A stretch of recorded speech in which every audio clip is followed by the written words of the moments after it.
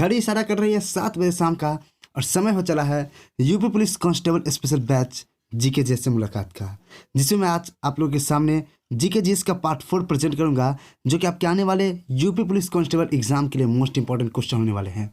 और ये सारे क्वेश्चन आपके एग्जाम में डायरेक्टली रूप से देखने को मिल सकते हैं। ये सारे मोस्ट एक्सपेक्टेड क्वेश्चन है जो कि मैं आपको करवा रहा हूँ, सब्जेक्ट वाइज करवा रहा हूँ। मैंने अभी तक आपको हिस्ट्री, ज्योग्राफी और पॉलिटी का एक एक पार्ट अपलोड कर दिया है और आज के पार्ट नंबर 4 में मैं आपको इकोनॉमिक्स का मोस्ट इंपॉर्टेंट क्वेश्चन कराऊंगा, जो कि आपके आने वाले यूपी पुलिस कांस्टेबल के एग्जाम को मद्देनजर रखते हुए डिजाइन किया गया है।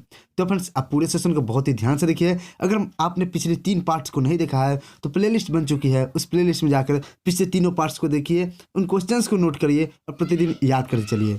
मैं इसीलिए टारगेट रखा हूँ केवल 20 क्वेश्चन आपको डेली कराऊंगा, जो कि आपके आने वाले एग्जाम के लिए मोस्ट इंपॉर्टेंट क्वेश्चन होंगे। तो चलिए फ्रेंड्स, स्टार्ट करते हैं आज के top 20 GK GS UP police के लिए मोस्ट इंपॉर्टेंट क्वेश्चन को। और फ्रेंड्स, अगर आप हमारे साथ अंत तक जुड़े रहते हैं तो आपको हमारे जो चैनल है उसकी तरफ से एक गिफ्ट दिया जाएगा।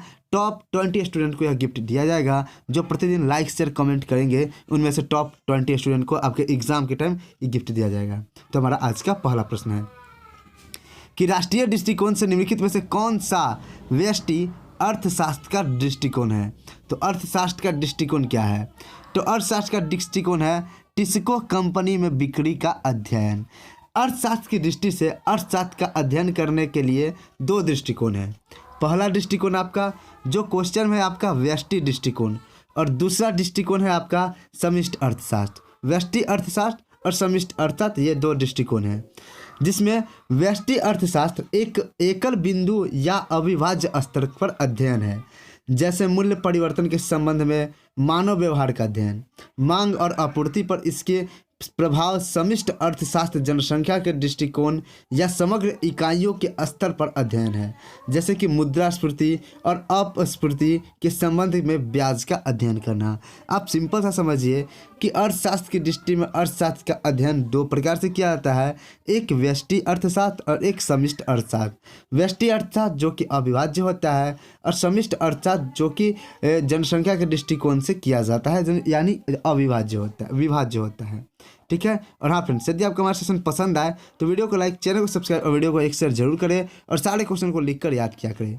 क्वेश्चन नंबर 2 है वितरण का सिद्धांत निम्नलिखित में से किससे संबंधित है? तो वितरण का सिद्धांत आय तथा धन के वितरण में समानता से संबंधित है। क्वेश्चन नंबर हमारा 3 है निम्नलिखित में से किस कारण अर्थशास्त्र की समस्या उत्पन्न होती है? तो अर्थशास्त्र की समस्या जो उत्पन्न होती है वह संसाधनों की कमी से उत्पन्न होती है। क्वेश्चन नंबर 4 है हमारा दीर्घकाल में भी भूमि पर किराया समान रूप से क्यों लिया जाता था? तो दीर्घकाल में भूमि पर किराया समान रूप से क्यों लिया जाता था? तो इसका जो कारण है, इसकी पूर्ति दीर्घकाल में बेलोच होती थी। इसकी पूर्ति दीर्घकाल में बेलोच होती थी, यानी किराया आपूर्ति दीर्घकाल में बेलोच होती थी, क्योंकि मानव प्रभाव से दीर्घकाल में पूर्ति घटती या बढ़ती नहीं थी। इसी कारण दीर्घकाल में भूमि पर किराया समान रूप से लिया जाता था। क्वेश्चन नंबर 5 है अर्थशास्त्र के जनक किसे कहा जाता है? तो अर्थशास्त्र का जो जनक कहा जाता है वह एडम स्मिथ को अर्थशास्त्र का जनक कहा जाता है। एडम स्मिथ को अर्थशास्त्र का जनक कहा जाता है। वह बाजार को एक बल के रूप में पहचानते थे। बाजार स्वयं नियंत्रित एक बल है। यह उनकी पहली किताब नैतिक भावनाओं का सिद्धांत में वर्णित है। क्वेश्चन नंबर 6 है हमारा उत्पादन के 4 कारक कौन से हैं? तो उत्पादन के 4 कारक है भूमि, श्रम, पूंजी और संगठन। ये उत्पादन के 4 कारक है। क्वेश्चन नंबर 7 है हमारा श्रम विभाजन का परिणाम क्या है? तो श्रम विभाजन का जो परिणाम है वह विशेषज्ञता परिणाम है। श्रम विभाजन का सिद्धांत किसी कार्य में श्रमिकों की विशेषज्ञता पर आधारित होता है। इसमें कार्य को विभिन्न चरणों में बांटकर विशेषज्ञों में बांट दिया जाता है। क्वेश्चन नंबर 8 है हमारा अर्थशास्त्र धन का विज्ञान, यह किसने कहा? तो अर्थशास्त्र धन का विज्ञान है या एडम स्मिथ अर्थशास्त्र के खोजकर्ता ने किया, अर्थशास्त्र के जनक ने किया। व्यष्टि अर्थशास्त्र को क्या कहते हैं? तो व्यष्टि अर्थशास्त्र को क्या कहते हैं? अर्थशास्त्र के दृष्टिकोण से अर्थशास्त्र का अध्ययन कितने टाइप से किया जाता है? 2 टाइप से, एक आपका व्यष्टि अर्थशास्त्र और दूसरा समष्टि अर्थशास्त्र। तो इसमें आपसे पूछ रहा है व्यष्टि अर्थशास्त्र को और क्या कहते हैं, यानी कि व्यष्टि अर्थशास्त्र का दूसरा नाम क्या है? तो इसका दूसरा नाम है कीमत का सिद्धांत। इस व्यष्टि अर्थशास्त्र का दूसरा नाम है।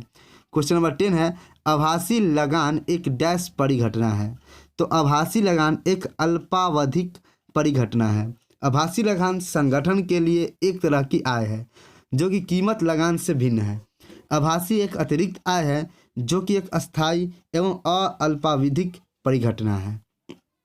क्वेश्चन नंबर 11 है हमारा, लगान किसके लिए किया गया उत्पाद भुगतान है। तो लगान भूमि के लिए किया गया एक उत्पाद भुगतान है। उत्पाद भुगतान के कारक में भूमि, श्रम, पूंजी, इन कारकों को उत्पाद भुगतान में रखा जाता है। मजदूरी एवं ब्याज या लाभ क्रमशः इनके ही रूप में दिया जाता है। तो लगान का संबंध किससे है? भूमि से है। क्वेश्चन नंबर 12 है, आधुनिक किराया सिद्धांत के अनुसार किराया अर्जित किया जाता है। तो आधुनिक किराया सिद्धांत के अनुसार किराया किसी भी कारक पर अर्जित किया जा सकता है। आधुनिक किराया सिद्धांत के अनुसार जो किराया संगठन द्वारा अर्जित अधिशेष होता है, किराया केवल भूमि पर अर्जित की गई आय नहीं होती है, अपितु या दूसरे कारकों में वर्जित किया गया अधिशेष भी होता है। अगला क्वेश्चन नंबर हमारा 13 है, निम्नलिखित में से कौन सी आर्थिक समस्या नहीं है। तो आर्थिक समस्या इनमें से कौन सी नहीं है? तो आर्थिक समस्या खाली समय व्यतीत करने के विभिन्न तरीकों के बीच निर्णय करना हमारी आर्थिक समस्या नहीं है। उसके अलावा जो भी आपको ऑप्शन में दिख रहे हैं ये सारी आर्थिक समस्याएं हैं। अर्थव्यवस्था में ब्याज की दर में वृद्धि होती है तब निम्नलिखित में कौन सही नहीं है। अर्थव्यवस्था में ब्याज की दर में वृद्धि होती है तब निम्नलिखित में कौन सही नहीं है। तो पूंजी पर वापसी में वृद्धि निम्नलिखित में सही नहीं है। क्वेश्चन नंबर 15 है, निवेश बराबर होता है। तो निवेश किसके बराबर होता है? तो निवेश सभी पूंजीगत परिसंपत्तियों का सकल कुल टूट फूट घटाने के बाद जो निकलता है वही हमारा निवेश होता है। क्वेश्चन नंबर 16 है, निवेश और बचत को बराबर रखने के लिए किसके स्तर पर परिवर्तन किया जाता है? तो निवेश और बचत को बराबर रखने के लिए खपत के स्तर पर परिवर्तन किया जाता है। निवेश सामान्यतः बचत के बराबर माना जाता है। बचत एक राशि है जो मुद्रास्फीति को ध्यान में रखते हुए आगे निवेश के लिए आरक्षित की जाती है। इसलिए निवेश और बचत को बराबर रखने के लिए खपत के स्तर में परिवर्तन किया जाता है। क्वेश्चन नंबर हमारा 17 है, स्वामी के स्वामित्व वाली इमारत का आरोपित सकल किराया निम्नलिखित में से किसका हिस्सा होता है? तो आरोपित सकल किराया वह किराया होता है जो घर का मालिक घर में रहने के लिए चुकाता है। इसलिए आरोपित सकल किराया अंतिम खपत का हिस्सा होता है। क्वेश्चन नंबर 18 है हमारा, निम्नलिखित में से कौन सी गतिविधि आर्थिक गतिविधि नहीं है? तो आर्थिक गतिविधि आपकी नहीं है। एक शिक्षक द्वारा अपने पुत्र को घर पर ही शिक्षा प्रदान करना ये आर्थिक गतिविधि नहीं है। उसके अलावा ये तीनों ऑप्शंस आपके आर्थिक गतिविधि के काम आते हैं। क्वेश्चन नंबर 19 है, टपकन का सिद्धांत निम्नलिखित में से किसे नज़रअंदाज करता है? तो टपकन नाम का एक अर्थशास्त्री था जो निवेश, बचत और खाता को सम्मिलित करता था। टपकन के सिद्धांत के अनुसार यदि आय में बढ़ोतरी होती है तो अर्थव्यवस्था में इसका लाभ सभी को होता है, क्योंकि बढ़ी हुई आय खर्च होकर नीचे सभी वर्गों तक पहुंच जाती है।